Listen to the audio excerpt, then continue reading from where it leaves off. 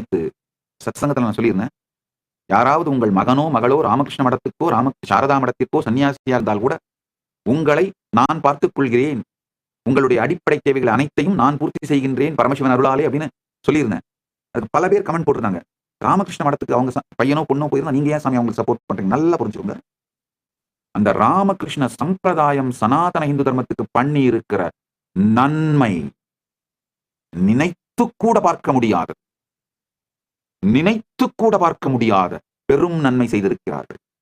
யா ஒரு நாட்டுல பையனோ பொண்ணோ ஆர்மிக்கு போயிட்டா அந்த பேரண்ட்ஸ் அந்த நாடு தானே பாத்துக்கணும்.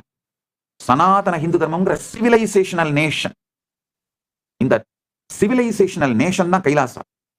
அதனால உங்கள் மகனோ மகளோ ராமகிருஷ்ண இயக்கத்திலோ, சின்மயா மிஷன்லயோ, இல்ல பிஏபிஎஸ் சுவாமிநாராயண் இயக்கத்திலோ அல்லது இஸ்கான் இயக்கத்திலோ இந்த இயக்கங்களுக்கெல்லாம் சென்று விட்டிருந்தால், சன்னியாசினியாவோ போயிருந்தால், அவர்கள் சனாதன ஹிந்து சிவிலைசேஷனோட கார்டியன்ஸா இருக்கிற மிகப்பெரிய சேனையில சேர்ந்திருக்காங்க. அதனால உங்களை பார்த்துக் கொள்ளும் பொறுப்பு என்னுடையது.